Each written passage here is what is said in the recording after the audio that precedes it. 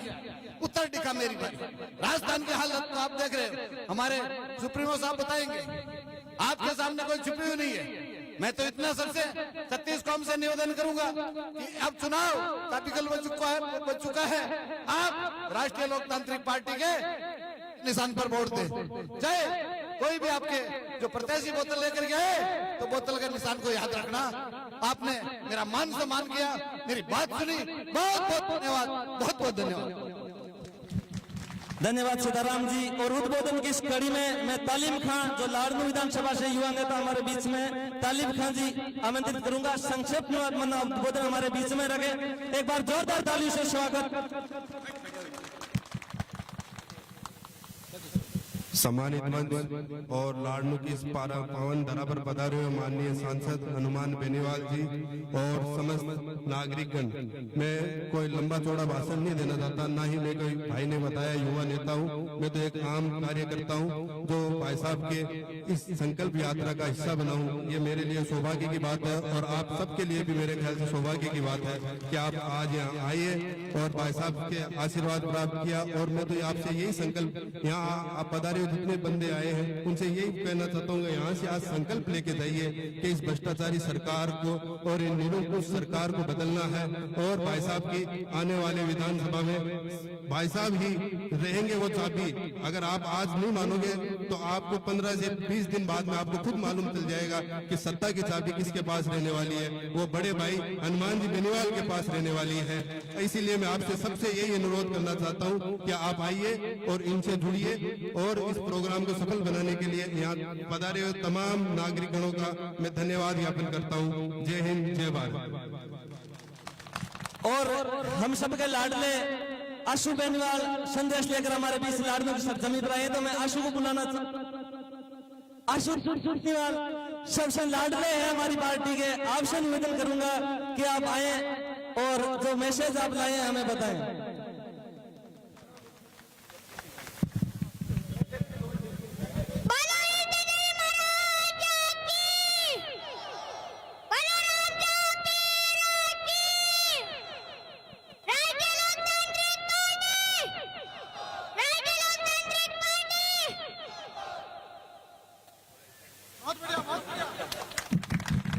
उद्बोधन की इस कड़ी में मैं प्रिया सिंह जी मेघवाल बीकानेर, जो अंतर्राष्ट्रीय बॉडी बिल्डर है हमारे बीच में है, उनसे निवेदन करूंगा आप आए और आप अपने विचार हमारे बीच साझा करें।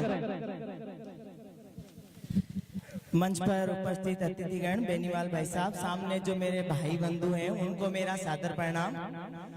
मैं ज्यादा नहीं समय लूंगी। मैं यही कहना चाहती हूँ, जिस तरह गंगा में जाने से सारे पाप धुल जाते हैं, उसी तरह लोकतांत्रिक पार्टी आएगी तो राजस्थान से गंदगी दूर होगी और नया राजस्थान का उद्धार होगा।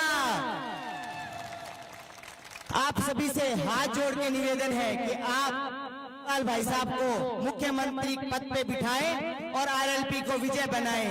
बेरोजगारी दूर करनी है, गरीबी दूर करनी है, महिलाएं उत्पीड़न मामले खत्म करने हैं, तो आप आरएलपी वोट पार्टी को ज्यादा से ज्यादा संख्या में वोट देकर उनको विजय बनाएं। धन्यवाद।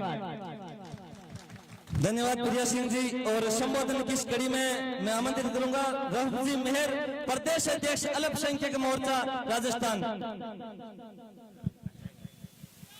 लाडनू के सरजमीन पर हमारे सुप्रीमो हनुमान जी बेनीवाल साहब और सम्मानित मंच, सामने विराजे हुए मेरे सभी पिता तुल्य बुजुर्गों, युवा साथियों और प्यारी बहनों, जैसा कि राष्ट्रीय लोकतांत्रिक पार्टी और हनुमान बेनीवाल के बारे में बताने की जरूरत नहीं, इतिहास गवाह है, राजस्थान ही नहीं हिंदुस्तान तक इनकी आवाज बुलंद है। और विधानसभा से लेकर लोकसभा तक दलित, शोषित, पीड़ित और मुस्लिम की आवाज किसी ने उठाई तो हनुमान जी बेनीवाल ने उठाई।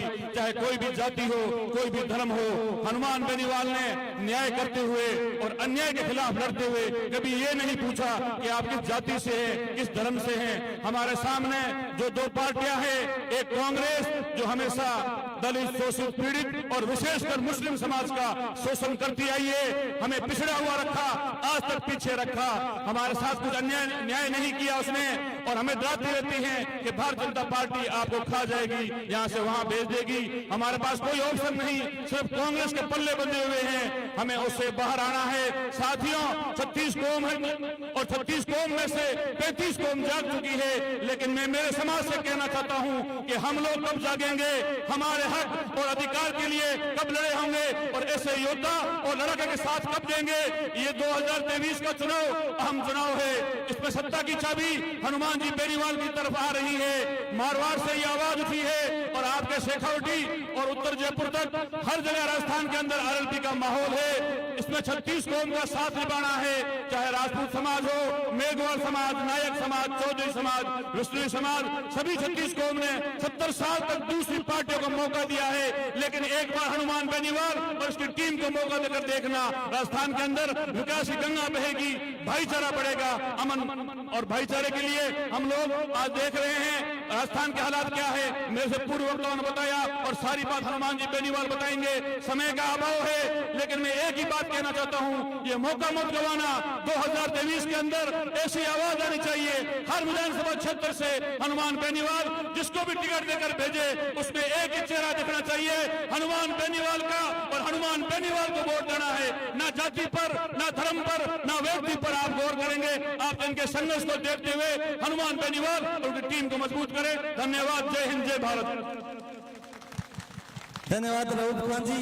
और संबोधन की कड़ी में मैं बाबूलाल जी, कुलदीप, सीधा मैं भाई साहब को आमंत्रित करूंगा। समय की अपनी सीमा है।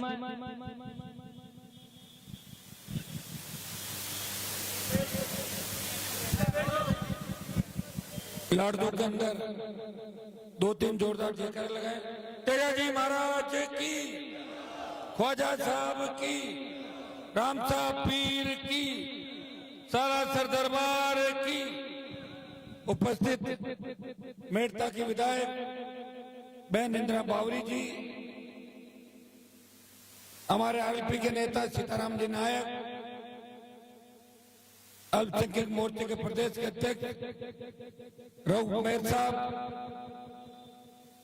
छोटे भाई तालिम खान, सुजानगढ़ से बाबूलाल जी, कुलदीप, अंतर्राष्ट्रीय body builder PS Singh Meghwal, पूरी राष्ट्रीय लोकतांत्रिक पार्टी की लाडनू की पूरी कार्यकारिणी, पूरी टीम एक साथ, पूरा आरएलपी का परिवार, उपस्थित मौजूद बुजुर्गों, नौजवान साथियों, मेरे छोटे भाइयों, लाडनू का बहुत बड़ा सहयोग मेरे साथ हमेशा रहा। चाहे लोकसभा का चुनाव था, चाहे 14 के अंदर निर्दलीय चुनाव लड़ा, उसके बाद हर आंदोलन के अंदर, हर हुकार ललकार के अंदर लाडनू के सर्व समाज ने हनुमान बेनीवाल को मजबूती दी, और उसी का परिणाम है कि किसान का बेटा नई पार्टी के साथ, नए चिन्ह के साथ 18 में आपके बीच आया था। 18 में भी लाडनू से राष्ट्रीय लोकतांत्रिक पार्टी ने चुनाव लड़ा और लगभग 20,000 वोट प्राप्त किए थे। पंचायत चुनाव के अंदर खुद हमारी पार्टी के लोग इधर उधर हो गए, और चूंकि पंचायत चुनाव आप जानते हैं लोग सत्ता पक्ष की तरफ ज्यादा भागते हैं, बड़ी पार्टियों की तरफ ज्यादा भागते हैं, लेकिन जहां जहां आरएलपी चुनाव लड़ी उन्होंने अपनी मजबूती दिखाई, और पूरे राजस्थान के उपचुनाव हुए 8, एक आरएलपी जीती, एक बीजेपी जीती, और 6 चुनाव कांग्रेस पार्टी जीती। बल्लभनगर मेवाड़ के अंदर राष्ट्रीय लोकतांत्रिक पार्टी ने भारतीय जनता पार्टी की जमानत जब्त कराई।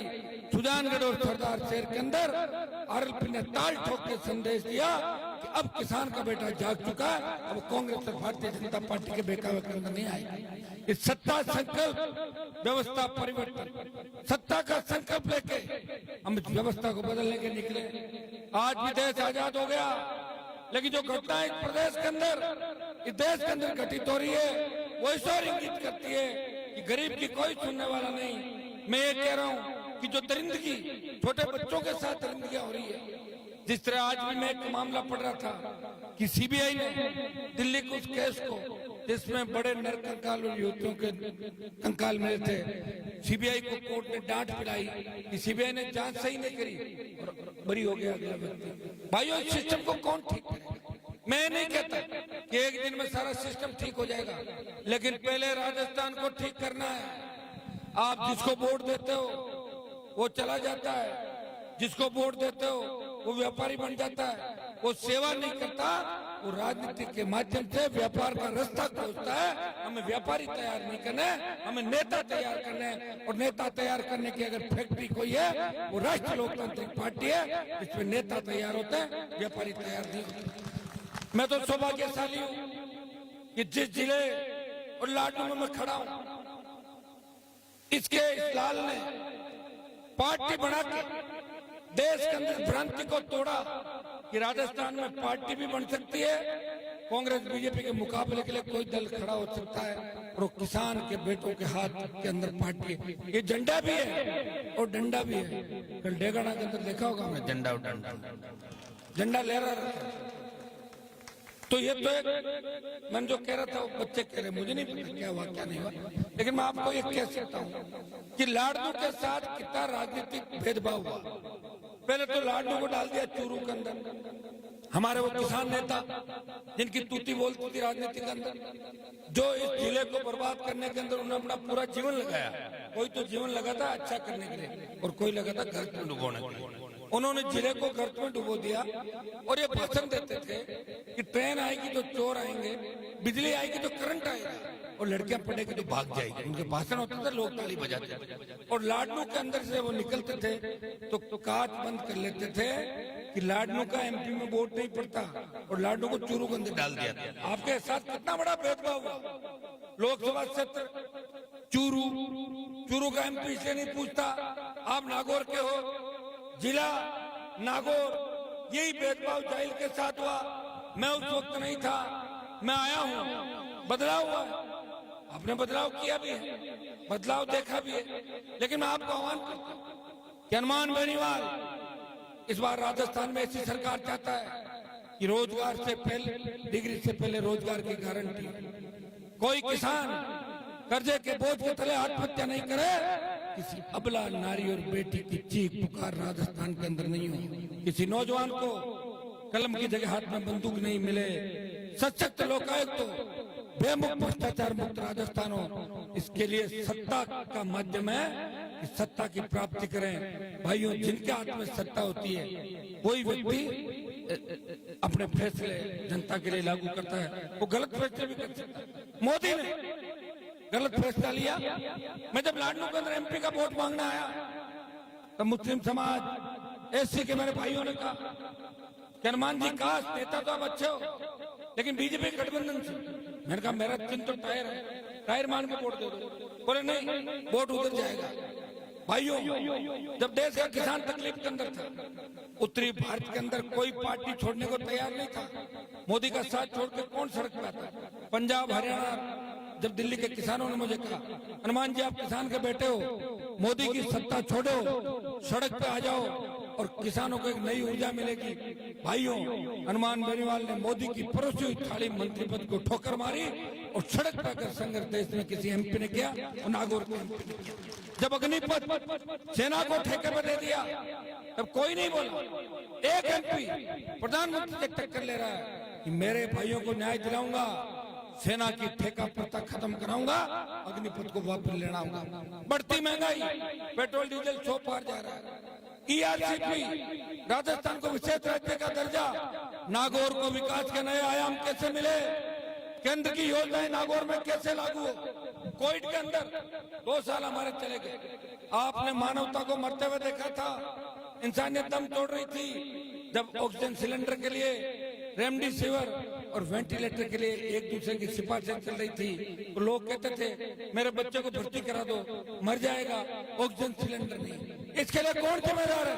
प्रधानमंत्री मोदी जिम्मेदार है। अगर पहली कोविड का जब पेशेंट आया था उस समय अगर इंटरनेशनल फ्लाइट पे रोक लग जाती तो कोविड इस तरह देश में नहीं फैलता। कोविड फैला दिया, 50 लाख लोग चले गए, कोई आंकड़ा नहीं। लंपी बीमारी आई, कितनी गाय चली गई देश प्रदेश के अंदर, आप बताइए। गौ माता का नारा लगा के सत्ता के अंदर बैठ गए, चिंता नहीं रही किसी की। वो मामला भी कौन उठाता? आपका सांसद उठाता। छोटी सी तकलीफ किसी को हो जाती, हर वर्ग हर समाज की तकलीफ, प्रदेश के कोने कोने के पीड़ित की तकलीफ, हर जाति की तकलीफ, अन्याय करने वाले अगर मेरे समाज के लोग हैं तो भी हनुमान न्याय दिलाने के लिए जाता है और आरोपियों को गिरफ्तार करवाता है। ये लाडनू वही इलाका जहां से गैंगवार की घटनाएं शुरू हुई थी। गैंगवार लाडनू की धरती और शेखावाटी की धरती से शुरू हुआ था। उस समय आपको पता है गैंगवार के खिलाफ कौन लड़ाई लड़ रहा था? लोग बिलों में छुप गए थे, स्विच ऑफ कर लिए थे। अकेला व्यक्ति इस प्रदेश और नागौर की कानून व्यवस्था ठीक करने की लड़ाई इस नागौर की सड़कों पर, राजस्थान की सड़कों पर लड़ रहा था। मैं किसी जाति के खिलाफ नहीं हूँ, लेकिन अपराधी अगर किसी भी जाति का है तो अपराधी अपराधी होता है। खाली फेसबुक पर, सोशल मीडिया पर लाइव आके कोई बात कह दे, उससे वो अपराधी अच्छा व्यक्ति नहीं हो सकता। और अपराधी की कोई जाति नहीं होती, ये आप भी अच्छी तरीके से जानते हैं। और नेता जो होता है, जिसकी पार्टी होती है, वो सर्व समाज को साथ लेके चलता है। आप तो मुझे इतना विश्वास दिलाएं कि लाडनू के अंदर इस बार आप राष्ट्रीय लोकतांत्रिक पार्टी को मजबूती देंगे और लाडनू की सीट आरएलपी के खाते में कैसे जाए। अगर नागौर से हम 10 के 10 सीट जीतते हैं, जैसा कि नागौर के जवानों के अंदर जोश है, रात को 12-12 बजे तक, सुबह 3-3 बजे तक जो कार्यक्रम कर रहे हैं, उसे लग रहा है कि नागौर, जोधपुर, बाड़मेर ये तो सारा ही जीत रहे हैं। बीकानेर से लेकर शेखावाटी होते हुए जो अलवर तक जाएंगे, आरएलपी 125 से ज्यादा सीटों पे सीधी टक्कर मिलेगी। कहीं भाजपा के साथ, ज्यादातर भाजपा के साथ, कांग्रेस के साथ। भाइयों, थोड़ी हिम्मत आकर आपने कर ली। मैं तो लाडनू में बता दूं, अधिकृत वोट आप लोग भी जानते हैं। आरएलपी का जो भी प्रत्याशी आएगा उसकी गिनती 40,000 वोट से शुरू होगी। अब कोई लेकर आ जाए मेरे पास, कोई लेकर आ जाए 25,000 वोट, बन गया विधायक। विधायक तो वोटों से बनता कि नहीं बनता? जिसको वोट ज्यादा पड़े वो एमएलए बन गया। तो पहले एमएलए हुआ करते थे, वो सड़कों पे, कोई विधायक है वो बाद में सड़कों पे चले जाएंगे। ये वोट कौन डालता? वोट आप लोग डालते। लोकतंत्र के अंदर सबसे बड़ी ताकत किसके पास है? आपके पास है। आप राजा को रंग, लोकतांत्रिक व्यवस्था रंग को राजा बना देते हो। मैं आपको आह्वान करता हूं, इस बार सत्ता के अंदर कांग्रेस बीजेपी का गठबंधन आपने देखा। अशोक गहलोत ये कहते हैं मेरी सरकार वसुंधरा में बचे। इससे ज्यादा मिला जुला का क्या खेल? 23 साल में एक भी कांग्रेस और बीजेपी की सरकारों ने एक भी नेता को पकड़ के जेल के अंदर नहीं डाला। अगर मिला जुले का खेल नहीं होता, पेपर लीक की घटनाएं, दूसरी घटनाएं, नेताओं के करीबी पकड़े जाते हैं, फिर नेता क्यों नहीं पकड़े जाते? ईडी की रेड होती है डराने के लिए। ईडी आ गई बस स्टैंड, यहाँ उधर, यहाँ से डर के भाग जाओ, ईडी आ गई, वो यहाँ नहीं आएगी। एक सिस्टम है, डरा के पार्टी ज्वाइन करा लो। जिस तरह ज्योति मिर्जा के सत्र पहुंची, डर के मारे भाजपा में घुस गई। ये तो डर होता है ईडी का। और क्या? सीबीआई पहुंची, शरणम गच्छामि। नाथुराम मिर्जा पूरे जीवन कहते थे सत्यानाशी का फूल, वो फूल एकदम अच्छा कैसे हो गया? आप बताओ मुझे। मैंने तो जब फूल की बुराई करी, खुद की पार्टी बना ली। दम है मेरे अंदर, मैंने कोई हाथ को थोड़ी पकड़ा था, पार्टी बना के प्रदेश के अंदर। वो योद्धा हनुमान बेनीवाल है, जिसने बच्चों को लड़ना सिखाया और नए नेता को तैयार किया और नए राजस्थान के निर्माण की बात करी, बेमुक्त भ्रष्टाचार मुक्त राजस्थान की बात करी। भाई उठो, अपनी ताकत को पहचानो। लोक देवता जगाने के लिए आपको नहीं आएगा। ये दुख तकलीफ का जो दौर है, सड़क पर टोल दे रहे हो, थाने में बेइज्जती करवा रहे हो, तहसील में बेइज्जती करवा रहे हो, मंडी में किसान की उपज को खरीदा नहीं जा रहा है। कौन जिम्मेदार इसके लिए? आप खुद जिम्मेदार हो। अपना वोट सही व्यक्ति को दे दो, अपना आप ठीक होगा। एक बार किसी को हराने के लिए किसी को वोट दे देते हो, पता लगता है कि जो आया है वो उसका ही बाप है, बड़ा ठग है। फिर 5 साल चली जाती है, फिर एक ठग और आता है। ऐसे करते करते पूरा जीवन निकल जाएगा। ये तो मैं लड़ने के लिए आ गया। 25 साल जब मैं खराब, मैंने मेरी जवानी के किए आपको दिए, तो 5 साल हनुमान बेनीवाल को ऊर्जा दो, ताकत दो और बोतल का प्रत्याशी लाडनू से जिता के राजस्थान की विधानसभा के अंदर भेजो। ये आह्वान करने आपके बीच आया हूँ। आज जिन हाजी साहब और इन लोगों ने, बाकी सर्व समाज ने पार्टी ज्वाइन की, ये तो परिवार है, अब मेरे परिवार का हिस्सा बन गए। मैं इतना ही विश्वास आपको दिलाता हूँ कि मेरे साथ जो आ गया और जिसने आरएलपी का झंडा हाथ में ले लिया, जिस तरह लाल झंडी दिखाने से ट्रेन रुक जाती है, इस झंडे को देखने से सरकारें रुक जाती है। हनुमान जी का पाठ, इतना विश्वास मैं आपको दिलाता हूँ, कोई तकलीफ नहीं होगी। मिलकर नए राजस्थान का निर्माण करेंगे।